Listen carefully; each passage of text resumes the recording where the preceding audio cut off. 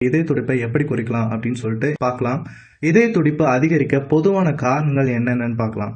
மாரடைப்பு, ஏற்றியல் அதாவது இதய மேலறை சுருக்கம்னு சொல்லுவாங்க, தைராய்டு, ஒழுங்கற்ற இதய துடிப்பு.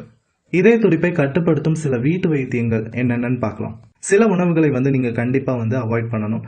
இதயம் படபடக்க ஆரம்பிச்சதுமே தூண்டக்கூடிய விஷயங்களை தான் முதல்ல நிறுத்துறது புத்திசாலித்தனம் கூட சொல்லலாம். இதய துடிப்பை மேலும் அதிகரிக்கும் மருந்துகள், புகையிலை பொருட்கள், இருமல், சளி, பசியை அடக்கக்கூடிய மருந்துகள், காஃபைன், இரத்த அழுத்த மருந்துகள், காற்றேற்றப்பட்ட பானங்கள் போன்றவற்றை தவிர்ப்பது ரொம்ப ரொம்ப நல்லது. இது இதய துடிப்பை தூண்டி படபடப்பை அதிகரிச்சிடும். அதனால உங்களுடைய இதய துடிப்பு அதிகரிக்கும் போதெல்லாம் இந்த மாதிரியான உணவுகளை எடுத்துக்கொள்றதை அவாய்ட் பண்ணிடுங்க.